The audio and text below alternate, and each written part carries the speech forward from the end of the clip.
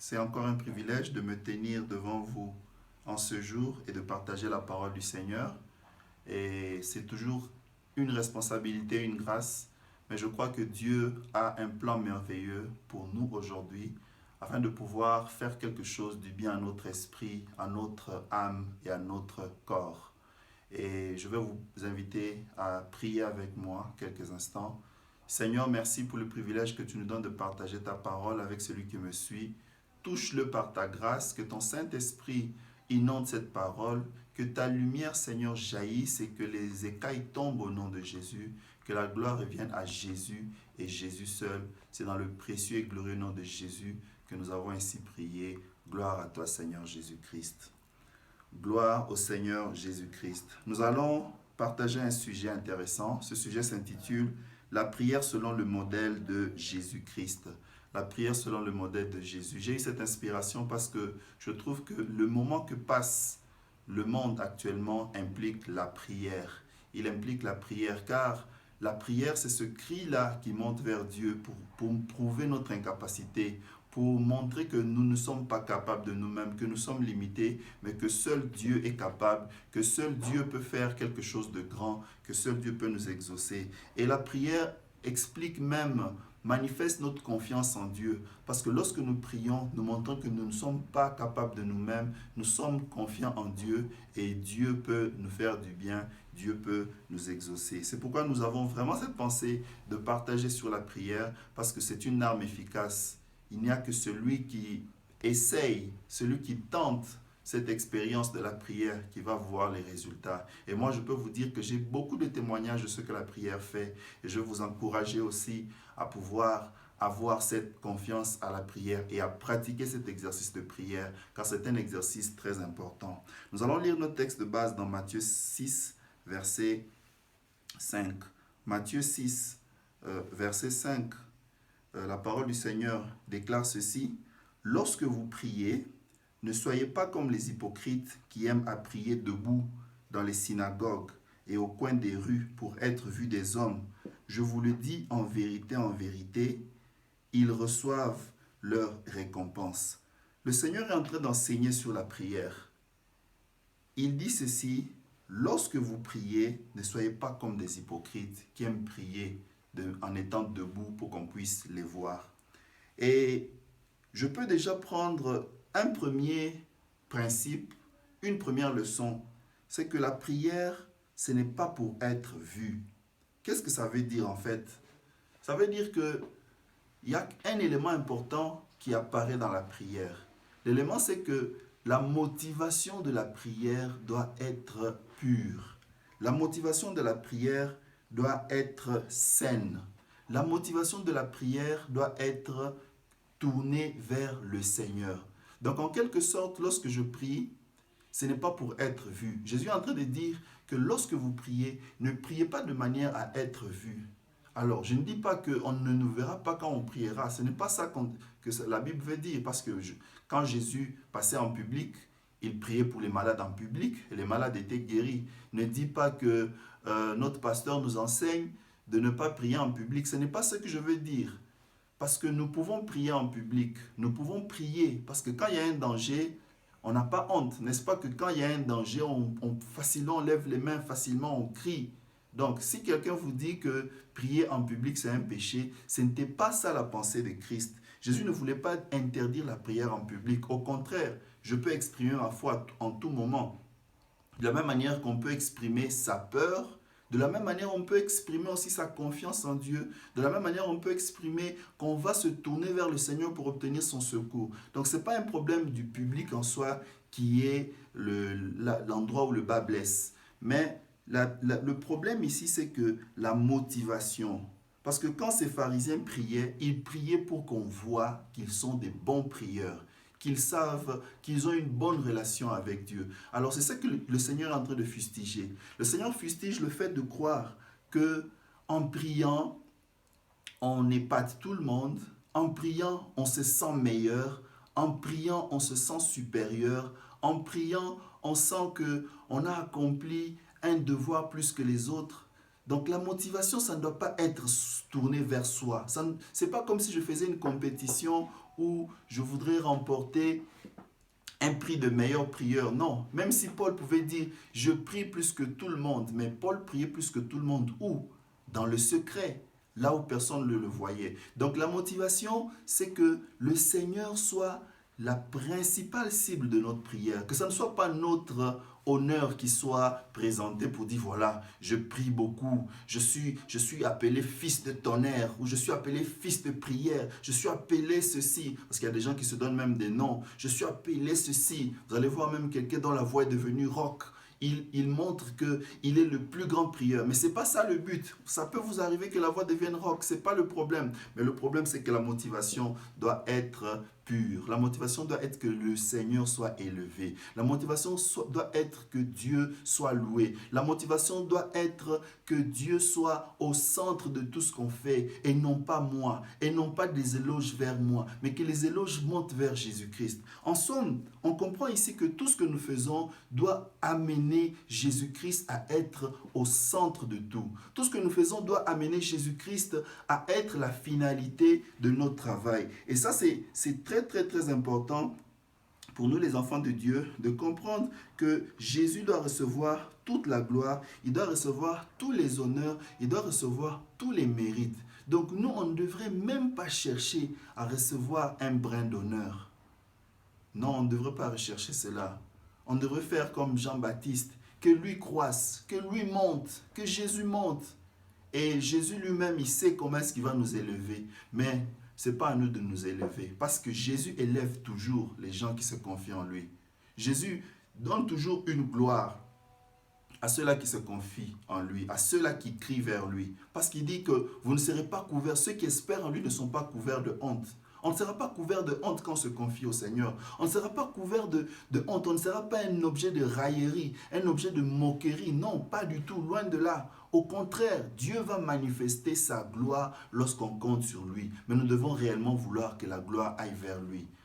Et donc, l'enseignement ici, c'est que nous ne devons pas prier pour être vus. C'est pourquoi il dit, ne soyez pas comme ces gens-là qui prennent les premières places.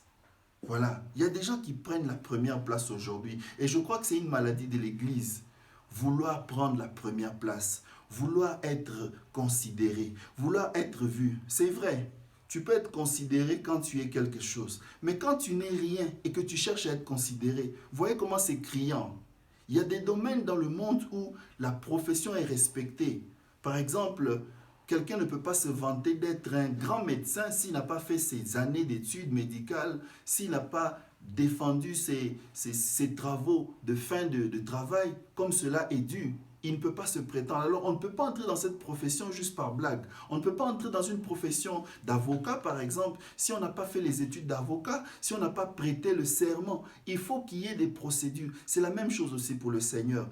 Pour recevoir un honneur donné, il faut être passé par l'étape appropriée afin de pouvoir recevoir les mérites qui sont dus. Mais lorsqu'on veut recevoir des mérites, alors qu'on n'est pas passé par cette étape, c'est là que le bas blesse. En quelque sorte, ça veut dire que le Seigneur va nous élever, mais au temps convenable. Le Seigneur va nous glorifier, mais au temps convenable. Si le temps convenable où le Seigneur doit vous glorifier n'est pas encore arrivé, attendez que le Seigneur puisse vous faire passer à ce niveau-là et vous allez recevoir les honneurs qui viennent avec. Et même quand vous allez recevoir ces honneurs-là, vous vous inclinez devant le Seigneur et vous lui remettez toute la gloire comme faisaient ces vieillards.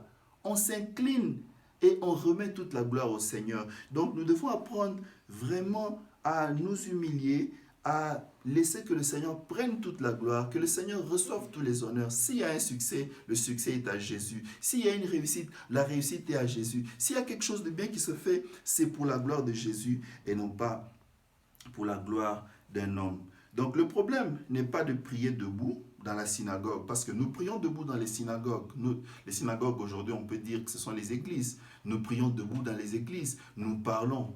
Le problème, ce n'est pas de commencer, de refuser de prier parce que vous allez dire non, le pasteur nous a dit que nous ne devons pas prier dans la synagogue, on reste bouche bée. Mais non, quand vous restez bouche fermée, vous restez bouche bée, vous fermez votre bouche, ça veut dire que vous êtes en train d'empêcher une action. Parce que regardez, dans la prière, il y a ce principe de la confession. Nous confessons de notre bouche Jésus-Christ et nous arrivons au salut selon qu'il nous est dit dans Romains 10. Nous confessons, lorsque nous prions, nous sommes en train de déclarer, nous sommes en train de confesser certaines choses positives, nous sommes en train de parler au Seigneur et ces paroles-là ont une influence, ont un impact dans le monde invisible. Ces paroles attirent la présence de Dieu. Et donc, même dans l'Église, nous sommes tenus à parler.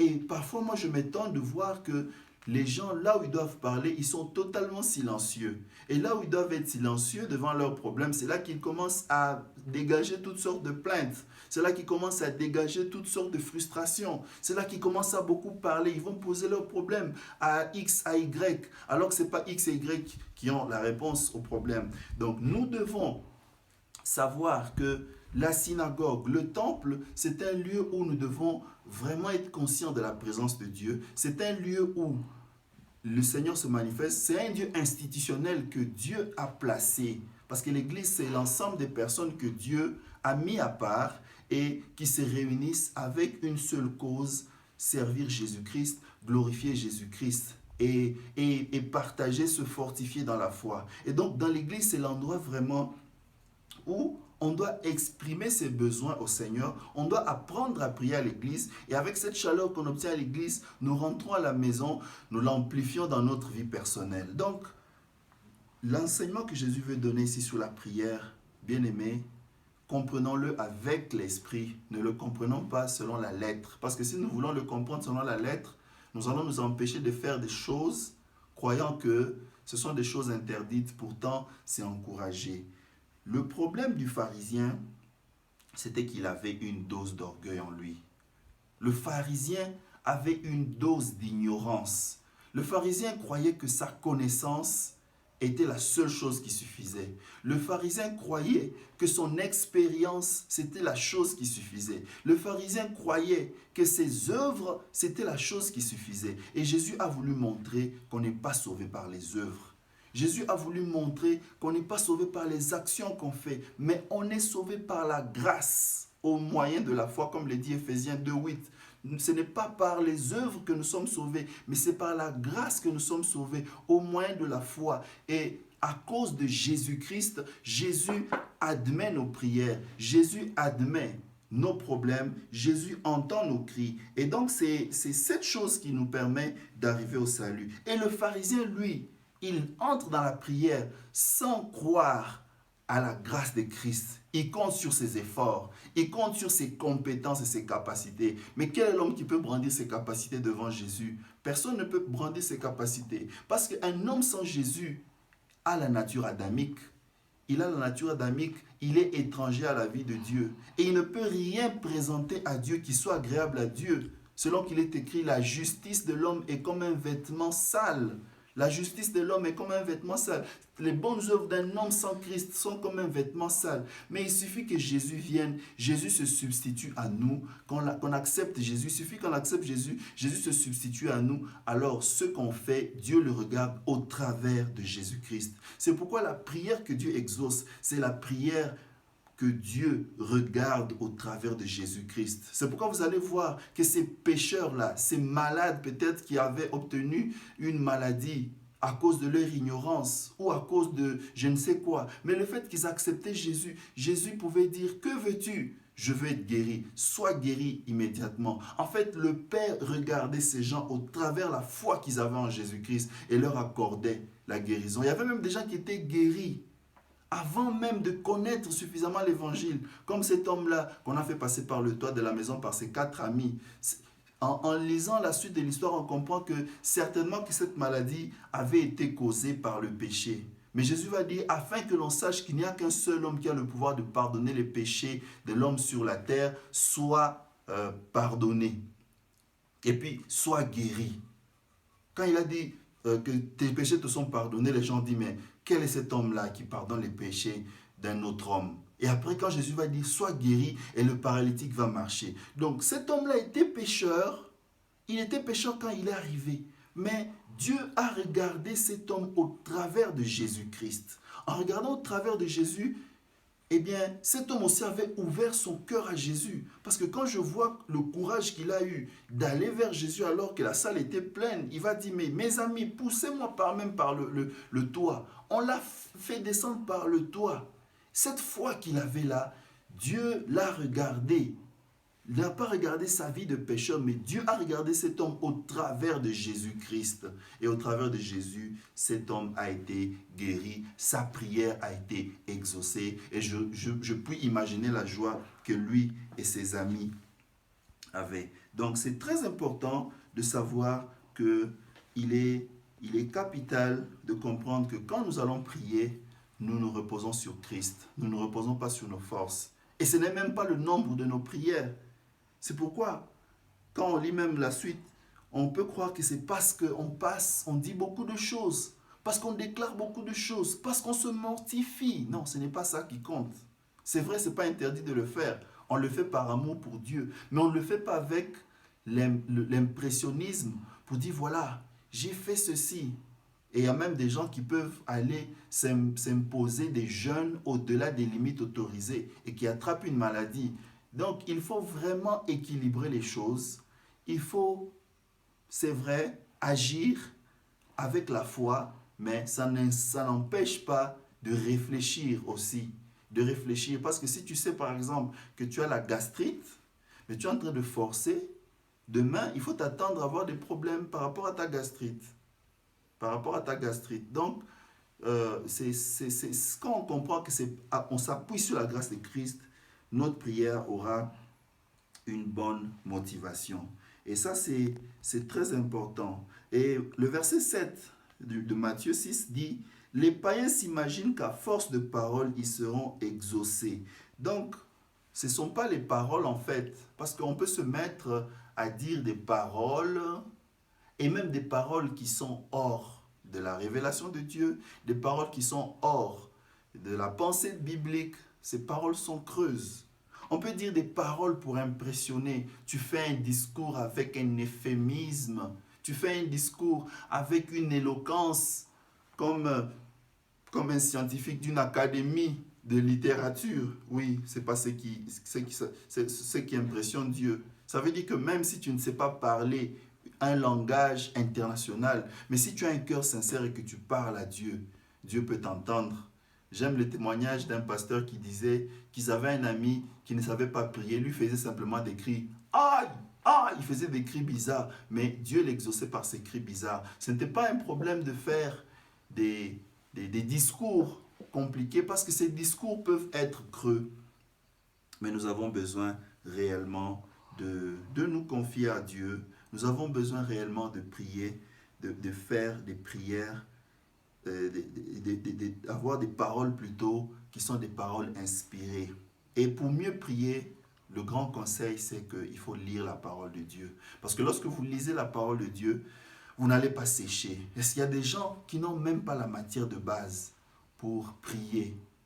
Quand il se met à prier, il n'a plus de mots à dire parce qu'il ne connaît pas grand-chose. Mais quand tu mémorises des versets bibliques, quand tu lis certains versets bibliques, tu vois comment David priait par exemple. Tu peux t'inspirer. Ah oui, David appelait Dieu comme ceci. Il appelle Dieu par X, non. Il appelle Dieu par Y, non. Il appelle Dieu par Z, non. Et ça inspire. Il dit par exemple, El Elyon, le Dieu très haut. Il dit par exemple, Yahvé Tidkenu, tu es le Dieu qui me justifie. Il dit par exemple, Yahvé Shama, tu es le Dieu qui est présent. Il dit par exemple, Yahvé Roi, l'Éternel ma bannière. Et Adonai, Seigneur. Voilà, quand tu lis la Bible, tu comprends toutes ces choses progressivement. Tu ne vas pas sécher dans la prière. Tu auras des mots à dire. C'est comme quelqu'un, un avocat qui va au tribunal et qui veut défendre le cas de quelqu'un, mais il n'a même pas d'arguments. Les arguments du code ou de la loi sur base de laquelle il va défendre son client. Alors, l'avocat doit quand même se préparer de la matière. Il doit savoir qu'il y a tel élément soutient l'argumentation, tel élément peut soutenir mon argumentaire, et voilà. C'est la même chose aussi. La parole, c'est un outil, la parole de Dieu. Et c'est pourquoi vous voyez, quand il parle de la parole, c'est à force des paroles. Les paroles creuses, ce sont des paroles qui ne sont pas basées sur la parole de Dieu. Quand tu commences à faire une prière qui n'est pas basée sur l'inspiration de Dieu, tu fais une prière qui n'est pas basée sur la pensée de Dieu, tu as plus beaucoup de chances de taper à côté. Tu peux commencer à demander des choses qui ne cadrent pas avec la volonté de Dieu, des choses que Dieu a résolues différemment. Par exemple, la Bible déclare qu'avant de prier, si tu as un problème avec ton frère, va arranger avec lui. Mais toi, tu vas simplement, tu ne connais pas la parole, tu vas prier. Mais la prière est bloquée parce que le Seigneur attend que tu arranges. Peut-être que c'est ton conjoint. Tu dois arranger avec lui. Mais toi, tu fais le gros dos. Tu dis non, c'est moi le chef parce que la Bible a dit ceci. Et puis tu te mets à prier, mais ta prière n'aura pas une incidence. Mais quand tu vas mettre un climat de paix avec l'autre, tu vas voir que tu auras une grande efficacité. Ça, c'est quelques principes qui montrent que les paroles ont une force quand ces paroles reposent sur la parole de Jésus. Les paroles ont une force quand elles reposent sur les déclarations de Christ. Et on peut dire, je me confie en toi, et puis on ne veut pas abandonner sa vie à Dieu. C'est un mensonge. Tu dis, Seigneur, je me confie en toi. Mais quand vient le moment de prendre une décision, tu ne te confies pas en Dieu. Tu prends ta décision sans penser à ce que la Bible déclare. Voilà, ça ce sont des prières qui sont négationnistes.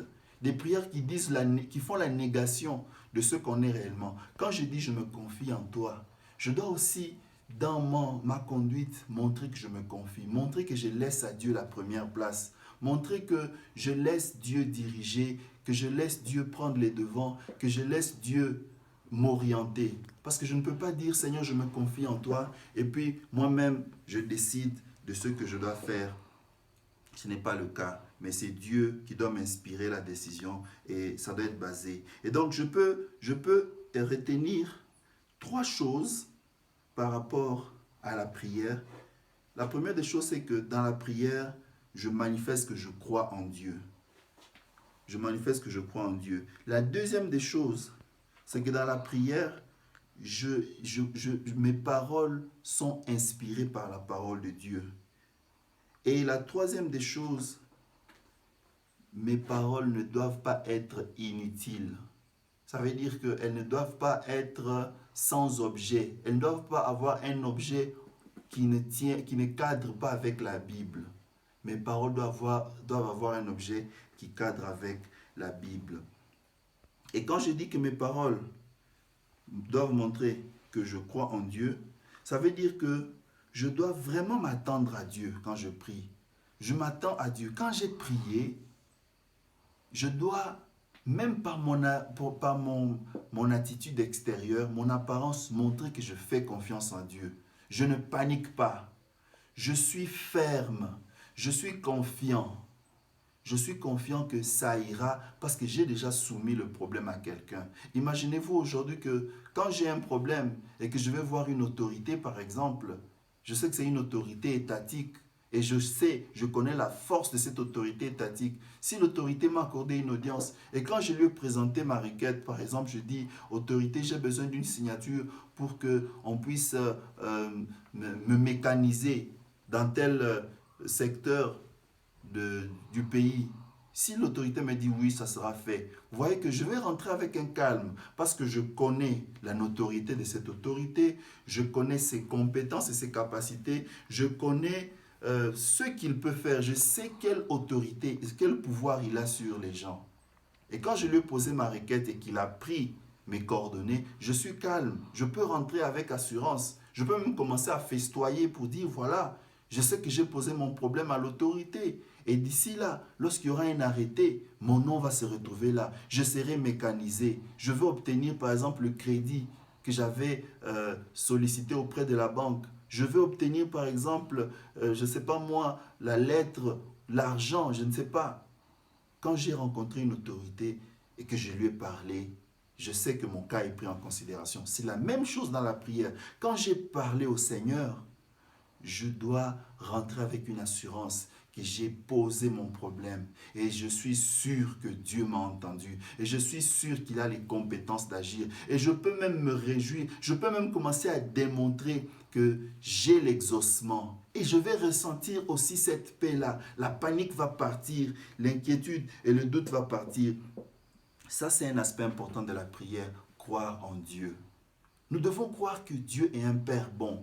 Nous devons croire que Dieu est un Père qui prend nos choses au sérieux. Ce n'est pas comme des vulgaires personnes à qui tu peux poser un problème. Il te fait une promesse mensongère et puis après, il ferme son téléphone quand tu cherches à le joindre. Et puis après, il commence à t'éviter parce qu'il n'est plus à mesure d'accomplir ce qu'il a promis. Non, ce n'est pas ça. La Bible déclare qu'il est capable d'accomplir ce qu'il a promis.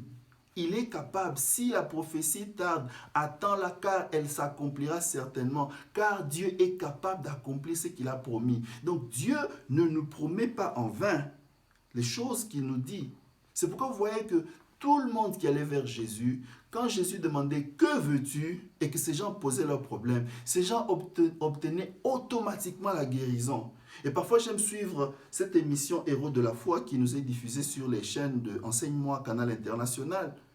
Quand on met ces héros de la foi, quel que soit le cas qui arrivait, ça pouvait être quelqu'un qui était paralysé, mais ces gens-là croyaient, le prédicateur croyait, et quand ils amenaient les gens à l'extrême, même si la personne était alitée sur un lit, et que le prédicateur disait par exemple à Alain, qui pouvait dire « Est-ce que tu crois que tu vas t'élever aujourd'hui ?» La personne dit « Oui, je crois. » Et automatiquement, ça marchait. Ça marchait avec Jésus. Ça marchait avec ces hommes de foi-là. Ça va marcher aussi pour nous.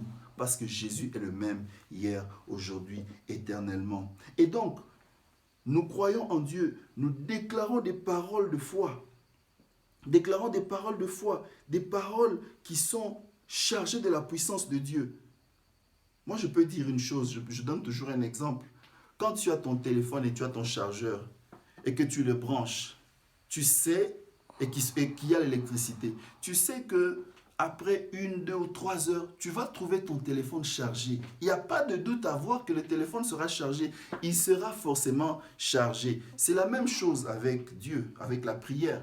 Lorsque nous avons prié, nous devons croire que c'est comme une charge que nous avons emmagasinée. Nous serons automatiquement rechargés. Il y aura toujours une différence entre quelqu'un qui est entré en contact avec Dieu et quelqu'un qui ne l'est pas. Quand Moïse était entré en contact avec Dieu sur la montagne, il était sorti, son visage était rayonnant, son visage était brillant, que les gens ne comprenaient pas. Je ne sais pas si Moïse lui-même se rendait compte de ça, mais son visage était rayonnant parce qu'il avait été en contact avec le Seigneur. Mais c'est la même chose aussi pour nous dans la prière. Lorsque nous entrons, il y a quelque chose de surnaturel que Dieu produit en nous. Il y a quelque chose. Peut-être que nous ne nous rendons pas compte, mais dans le monde invisible, les gens voient cette chose. Les gens voient cette auréole-là. Les gens voient cette lumière. Les gens voient ce reflet.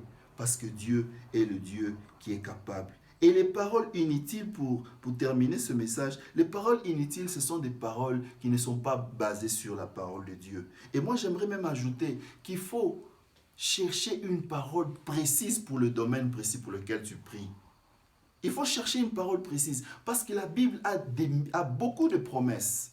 Elle a des milliers de promesses. Et lorsqu'on prie, on doit chercher la parole qui est appropriée. Par exemple, quand tu as faim, tu cherches à manger, tu peux prendre le texte qui dit que les oiseaux du ciel ne travaillent pas, mais ils mangent, Dieu prend soin d'eux. Tu ne vas pas prendre un texte, par exemple, un autre texte qui n'a rien à voir avec ce manger-là, avec la provision que Dieu donne. Non, il faut chercher un texte qui est approprié. C'est comme quand tu vas au tribunal, tu vas défendre un cas. Il faut déjà savoir que je vais tirer tel argument, tel article et tel article pour soutenir ma requête. Et lorsque le juge va regarder, il va dire effectivement. Parce que même quand le diable vient avec des choses mensongères. Et regardez que Jésus, pour vaincre le diable, avait utilisé les arguments appropriés. Le diable va dire, transforme ces pierres pour que tu manges. Et Jésus va rétorquer avec un verset, l'homme ne vivra pas de pain seulement. Tu vois, il y avait l'argumentaire qui correspondait. Donc, nos arguments doivent être quelque part en corrélation avec la pensée de Dieu, la parole de Dieu précise pour le cas précis, pour que ça puisse avoir une grande efficacité. Quand tu pries par rapport à la guérison, il y a des textes bibliques qui promettent la guérison. Quand tu pries par rapport à la descente du Saint-Esprit, il y a des textes bibliques qui parle de demander le Saint-Esprit. Quand il dit par exemple, le texte qui dit par exemple, attendez jusqu'à ce que vous soyez revêtus de la puissance d'en haut. Lorsque le Saint-Esprit surviendra sur vous, vous serez mes témoins. Vous pouvez exploiter un texte pareil pour prier pour le Saint-Esprit. Donc, les paroles doivent être rattachées à des textes. Et quand le Seigneur entend ces textes, il dit effectivement, j'avais sorti ces textes pour que vous puissiez vous en servir. Le texte qui parle par exemple du silence de Dieu, il est très important. Garder silence, l'Éternel combattra. Quand tu sais que tu as un combat spirituel, tu peux utiliser ce texte pour montrer que le Seigneur combat pour toi. Le Seigneur combat pour toi, tu ne dois pas te tracasser, mais tu dois pleinement lui faire confiance. C'était la première session de ce message. Seigneur, tu as vu quelqu'un qui nous a suivis. S'il te plaît, touche-le, libère-le, guéris-le, transforme-le, sauve-le, afin qu'il puisse prier, qu'il soit un homme de prière, qu'il soit un homme rattaché à toi, qu'il soit un homme qui te fait confiance et qu'il soit un homme qui vit la victoire et la complète délivrance que tu accordes. Car Seigneur, toi tu es là, tu entends les prières de tes enfants et tu exauces du haut des cieux nos prières. Que la louange et la gloire te reviennent à jamais. Dans le précieux et glorieux nom de Jésus, nous avons ainsi prié. Amen. Amen.